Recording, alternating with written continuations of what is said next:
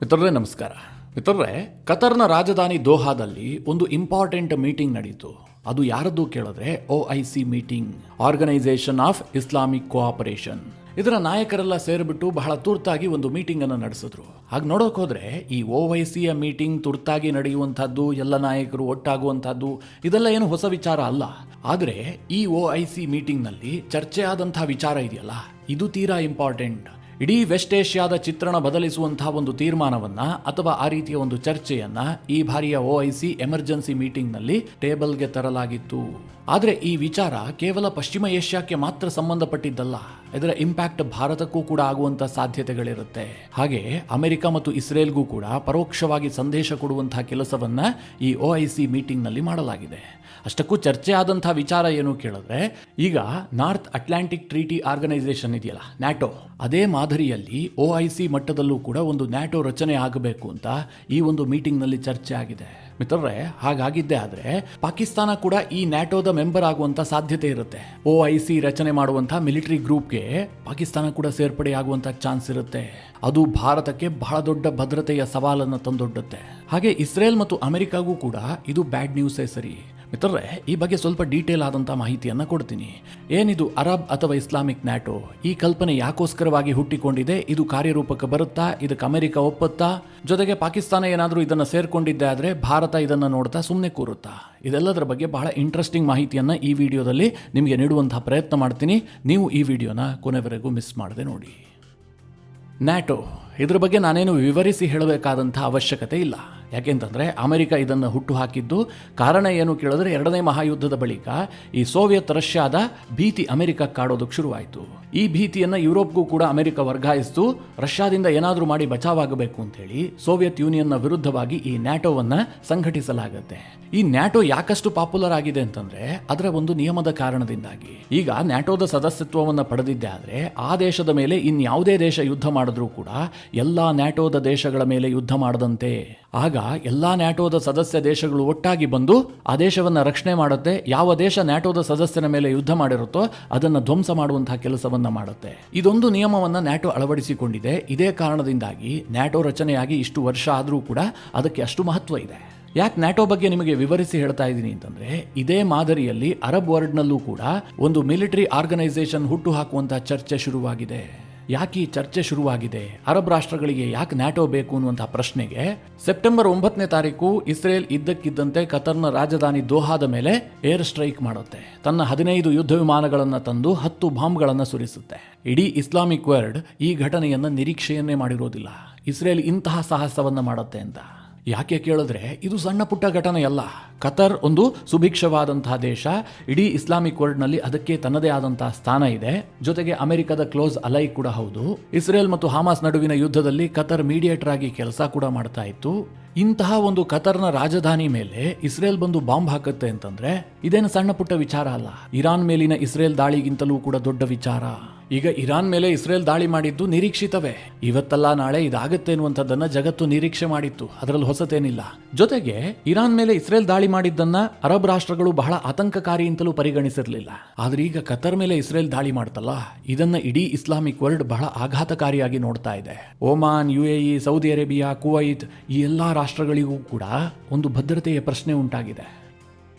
ಇವತ್ತು ಕತರ್ಗಾಗಿದ್ದು ನಾಳೆ ನಮಗಾಗೋದಿಲ್ಲ ಅಂತ ಏನು ಗ್ಯಾರಂಟಿ ಅಂತ ಅವರೆಲ್ಲರೂ ಯೋಚನೆ ಮಾಡ್ತಾ ಇದ್ದಾರೆ. ಹೀಗಾಗಿ ಕತರ್ನ ರಾಜಧಾನಿ ದೋಹಾದಲ್ಲಿ ಒಂದು ಎಮರ್ಜೆನ್ಸಿ OIC ಮೀಟಿಂಗ್ ಅನ್ನು ಕರೆಯಲಾಗಿತ್ತು. ಆ ಮೀಟಿಂಗ್ನಲ್ಲಿ ಪ್ರಮುಖವಾಗಿ ಚರ್ಚೆಯಾದ ಅಂಶ ಏನು ಕೇಳಿದ್ರೆ, joint Arab Islamic military force ಅನ್ನು ಸ್ಥಾಪನೆ ಮಾಡಬೇಕು ಅಂತ, ಅಂದ್ರೆ ಅರಬ್ ನ್ಯಾಟೋ. ಅಷ್ಟಕ್ಕೂ ಈ ಅರಬ್ ನ್ಯಾಟೋದ ಪರಿಕಲ್ಪನೆ ಇದೆಯಲ್ಲ, ಇದು ಹೊಸತೇನಲ್ಲ. 2015ರಲ್ಲೇ ಈಜಿಪ್ಟ್ ಇದನ್ನು ಪ್ರಸ್ತಾಪ ಮಾಡಿತ್ತು. ಯಮೆನ್ ವಾರ್ ಸಂದರ್ಭದಲ್ಲೇ ಈಜಿಪ್ಟ್ ಈ ಐಡಿಯಾವನ್ನ ಕೊಟ್ಟಿತ್ತು. ಆದರೆ ಅನೇಕ ಕಾರಣಗಳಿಂದಾಗಿ ಇದು ಜಾರಿಗೆ ಬಂದಿರಲಿಲ್ಲ. ಈ ಅರಬ್ ರಾಷ್ಟ್ರಗಳು ಮುಸ್ಲಿಂ ನೆಲೆಗಟ್ಟಿನಲ್ಲಿ ಒಂದಾಗಿದ್ರೂ ಕೂಡ ಅವರವರ ನಡುವೆಯೇ ಸಾಕಷ್ಟು ಭಿನ್ನಾಭಿಪ್ರಾಯಗಳಿದ್ದಾವೆ.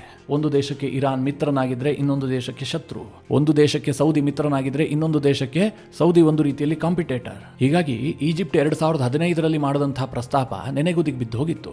ಆದ್ರೆ ಈಗ ಕತರ್ ಮೇಲೆ ಇಸ್ರೇಲ್ ದಾಳಿ ಮಾಡುತ್ತಲ್ಲ, ಇಸ್ರೇಲ್ನ ಅಗ್ರೆಷನ್ ಅನ್ನು ನೋಡಿ ಇಡೀ ಇಸ್ಲಾಮಿಕ್ ವರ್ಲ್ಡ್ ಬೆಚ್ಚಿ ಬಿದ್ದಿದೆ.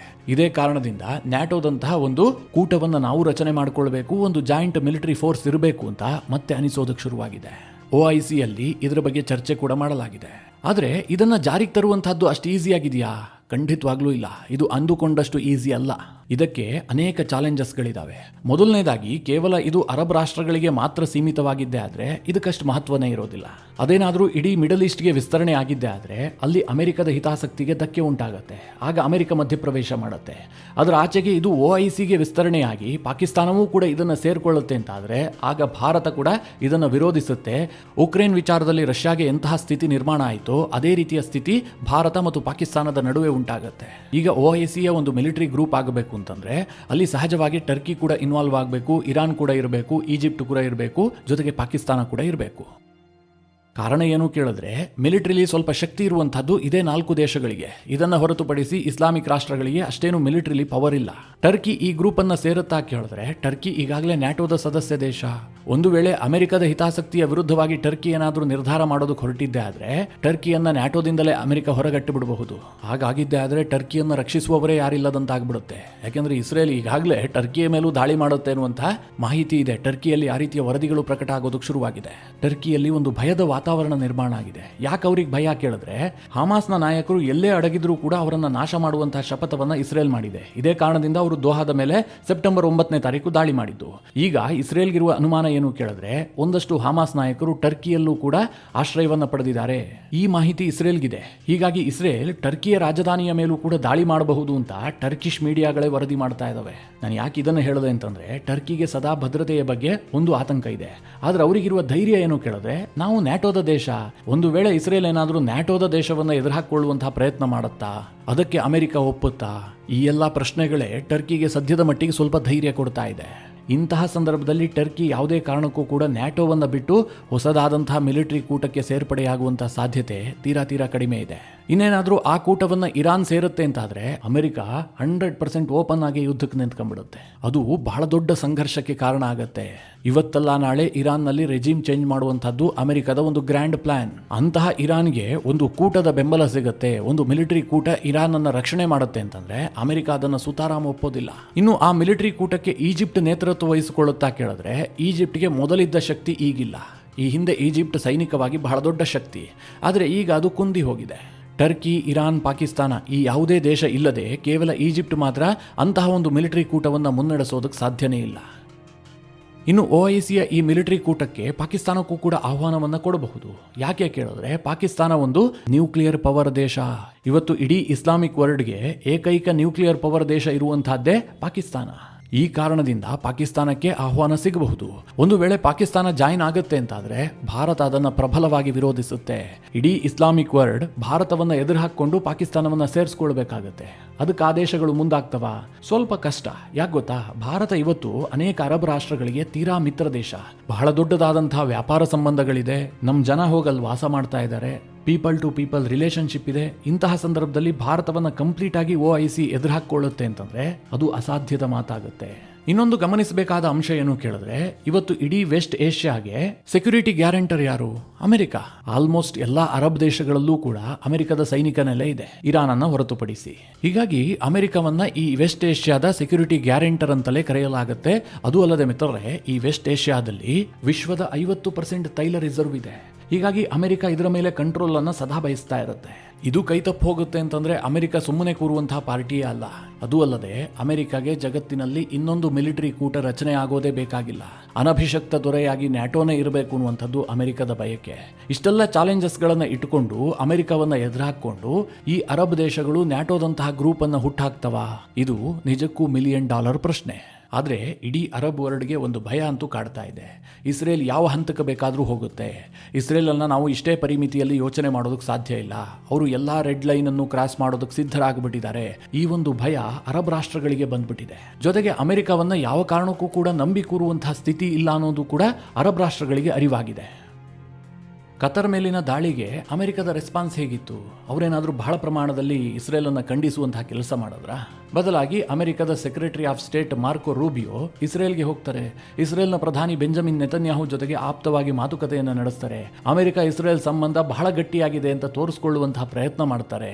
ಗಾಜಾದ ವಿಚಾರದಲ್ಲಿ ಬೈಡನ್ ತೋರದಂತಹ ದಯೆಯನ್ನ ಕೂಡ ಇವತ್ತು ಟ್ರಂಪ್ ಸರ್ಕಾರ ತೋರಿಸ್ತಾ ಇಲ್ಲ. ಇವತ್ತು ಇಸ್ರೇಲ್ನ ರಕ್ಷಣಾ ಸಚಿವರ ಸ್ಟೇಟ್ಮೆಂಟ್ ಏನು ಗೊತ್ತಾ? ನಾವು ಗಾಜಾವನ್ನ ಹೊತ್ತಿ ಉರಿಯುವಂತೆ ಮಾಡಿದೀವಿ ಅಂತ. ಈಗ ಈ ಕ್ಷಣದಲ್ಲೂ ಕೂಡ ಗಾಜಾ ಒಂದು ಅಗ್ನಿಕುಂಡದಂತೆ ಆಗಿದೆ. ಇದು ಯಾವುದಕ್ಕೂ ಕೂಡ ಅಮೆರಿಕ ವಿರೋಧ ವ್ಯಕ್ತಪಡಿಸ್ತಾ ಇಲ್ಲ. ನೆತನ್ಯಾಹು ಗಾಜಾದ ವಿಚಾರದಲ್ಲಿ ಏನೇ ತೀರ್ಮಾನ ಕೈಗೊಂಡರೂ ಕೂಡ, ಯಾವುದೇ ರಾಷ್ಟ್ರದ ಮೇಲೆ ದಾಳಿ ಮಾಡಿದ್ರೂ ಕೂಡ ಅಮೆರಿಕ ಅದನ್ನು ಸಮರ್ಥಿಸಿಕೊಳ್ಳುವ ಹಂತಕ್ಕೆ ಹೋಗ್ಬಿಟ್ಟಿದೆ. ಬೈಡನ್ ಸರ್ಕಾರ ಸ್ವಲ್ಪ ಬ್ಯಾಲೆನ್ಸ್ ಆದರೂ ಮಾಡ್ತಾ ಇತ್ತು, ಟ್ರಂಪ್ ಅದನ್ನು ಮಾಡ್ತಾ ಇಲ್ಲ. ಹೀಗಾಗಿ ಈ ಮುಸ್ಲಿಂ ರಾಷ್ಟ್ರಗಳಿಗೆ ಒಂದು ಭಯವಂತೂ ಶುರುವಾಗ್ಬಿಟ್ಟಿದೆ. ಇದೇ ಮುಂದೆ ನ್ಯಾಟೋದಂತಹ ಒಂದು ಇಸ್ಲಾಮಿಕ್ ಕೂಟಕ್ಕೆ ಕಾರಣವಾಗುತ್ತಾ? ಇದನ್ನು ಭಾರತ ಯಾವ ರೀತಿಯಾಗಿ ನೋಡುತ್ತೆ, ಅಮೆರಿಕ ಯಾವ ರೀತಿಯಾಗಿ ಸ್ವೀಕರಿಸುತ್ತೆ, ಇದು ಮುಂದೆ ಎಂತಹ ಘಟನೆಗಳಿಗೆ ಸಾಕ್ಷಿಯಾಗುತ್ತೆ? ಸದ್ಯಕ್ಕೆ ಇದೆಲ್ಲವೂ ಕೂಡ ಪ್ರಶ್ನೆ ರೂಪದಲ್ಲಿ ಇದೆಯೇ ಹೊರತು ಇದು ಯಾವುದಕ್ಕೂ ಉತ್ತರ ಕೊಡೋದಕ್ಕೆ ಸಾಧ್ಯ ಇಲ್ಲ. ಈ ವಿಚಾರಗಳ ಬಗ್ಗೆ ನಿಮ್ಮ ಅನಿಸಿಕೆ ಅಭಿಪ್ರಾಯಗಳೇನು? ಕಮೆಂಟ್ ಮಾಡುವ ಮೂಲಕ ನಮಗೆ ತಿಳಿಸಿ. ಹಾಗೆ ನಿಮಗೆ ಈ ವಿಡಿಯೋ ಇಷ್ಟವಾದರೆ ಲೈಕ್ ಮಾಡಿ. ಜೊತೆಗೆ ನೀವಿನ್ನೂ ನಿಮ್ಮ ನೆಚ್ಚಿನ ಸಂಸ್ಕಾರ ಸೌರಭ ಯೂಟ್ಯೂಬ್ ಚಾನಲ್ನ ಸಬ್ಸ್ಕ್ರೈಬ್ ಮಾಡಿಲ್ಲ ಅಂತಾದರೆ ಈ ಕೂಡಲೇ ಸಬ್ಸ್ಕ್ರೈಬ್ ಮಾಡಿ. ಮುಂದಿನ ಎಲ್ಲ ಅಪ್ಡೇಟ್ಗಳ ನೋಟಿಫಿಕೇಷನ್ಗಾಗಿ ಬೆಲ್ ಐಕಾನ್ ಒತ್ತಿ.